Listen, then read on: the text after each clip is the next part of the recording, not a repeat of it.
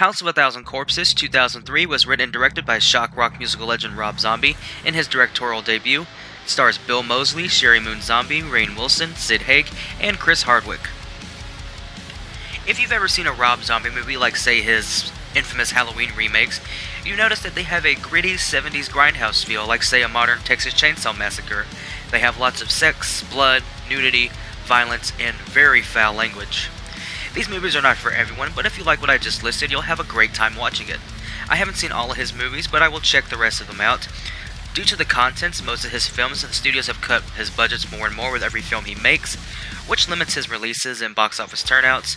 After watching a few behind-the-scenes videos on his films, he is a very determined director and has a specific vision for every film.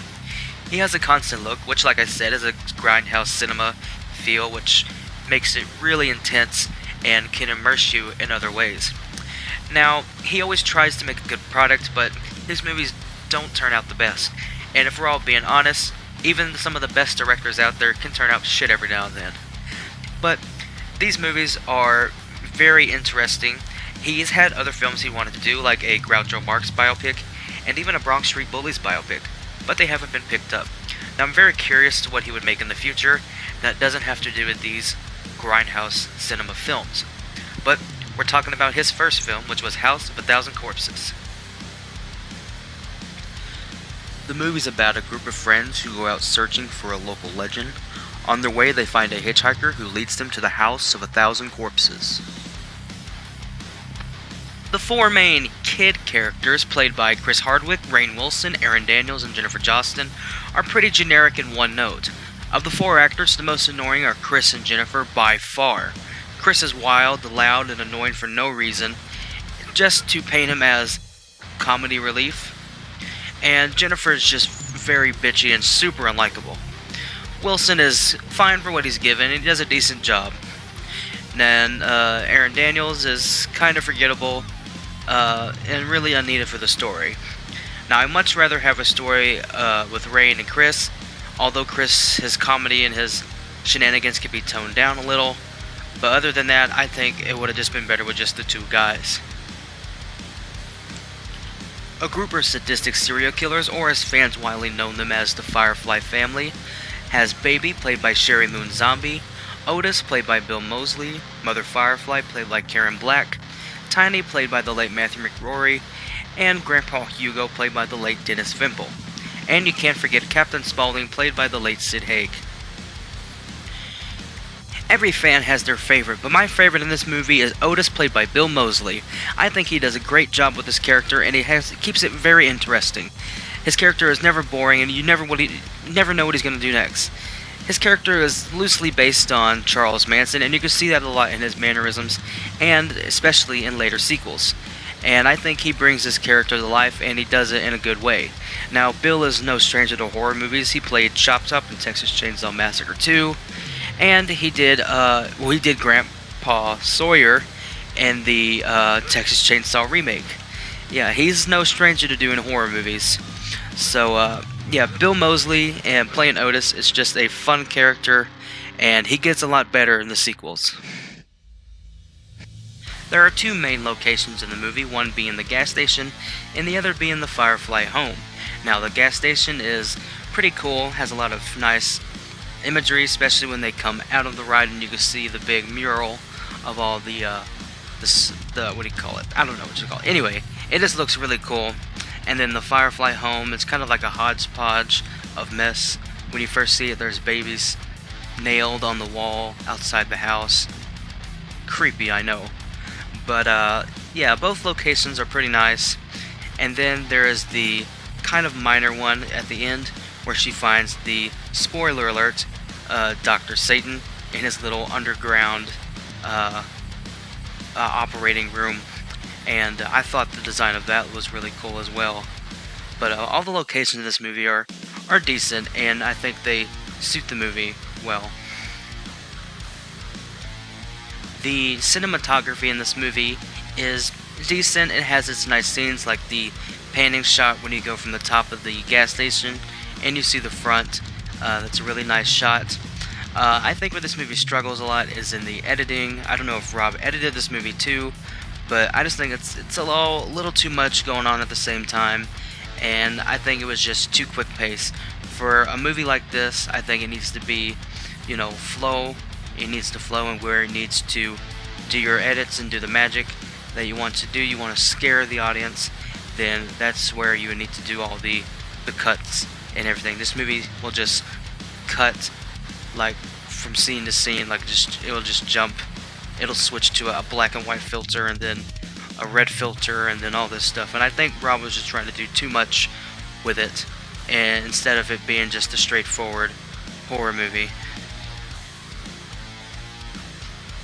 The gore effects in this movie are good as well.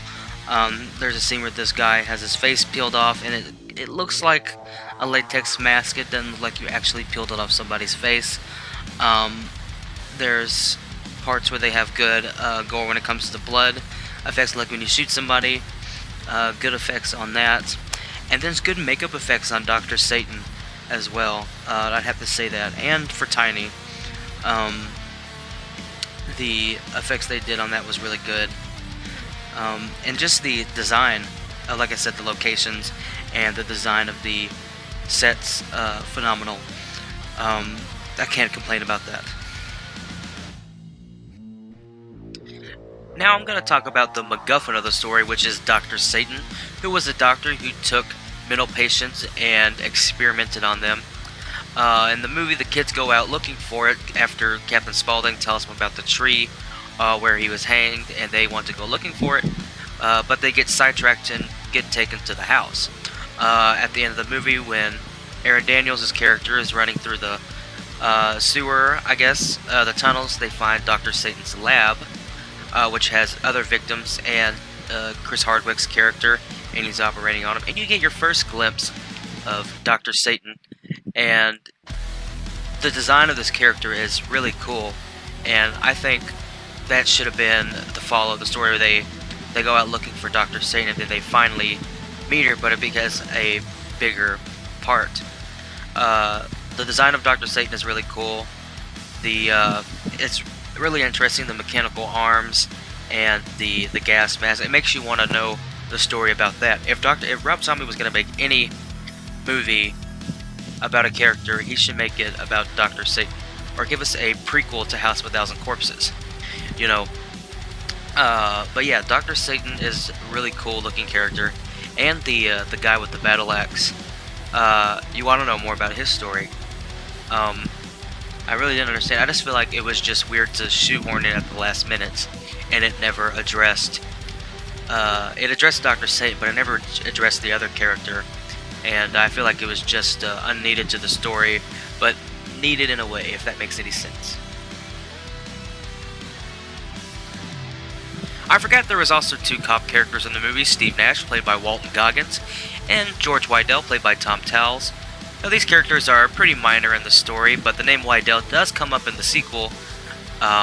These characters try to look for the kids after they didn't show up at the dad's house like they were supposed to, and they go out looking. When they find the Firefly family, things turn to the worst, and they both get killed.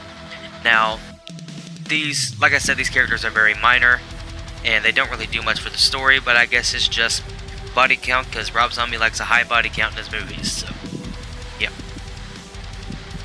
We're coming closer to the end of the movie, and when the people get all gathered up, they get dressed up, and they go out to this sort of a well, and they lower the 2 or 3 remaining characters into the well. One of them gets away, and then Baby kills her, but I digress. Now, this part of the movie is kind of weird because they never do this in any other sequel. They never do like a ritual like they do this every year.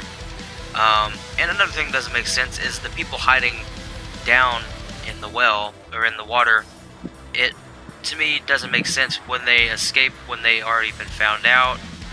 I don't understand it. It doesn't really make sense, but I think it was just rushed, and it was just something to kind of creep you out, but it just makes it even more confusing. Also in the ending, when Baby kills one of the characters, they say they need the bodies for the ritual, and which is not true because they just end up killing her anyway. and it's just a big confusing mess. Also, this is where they see all the tunnels and everything under the house, which the foundation should fall under, and we should see actual damage from it. But you know, it's a movie. It doesn't matter how physics and or structures work in movies. My final thoughts on the movie is this: even though that it's not a popular movie, and in some instances, it's still a cult classic, and people who like Rob Zombie for his music or like Rob Zombie for his movies, they're still going to keep going back because they want to get something new and they want to get something interesting. And I think that's what Rob gave us in this movie. If nothing, he gave us some iconic characters like Captain Spaulding. He also gave us people like Otis and Baby, who will be in more movies to come. Now, is it perfect? No, but I think it's worth keeping in your collection and telling people that you find the movie entertaining. I would say go out and buy this movie.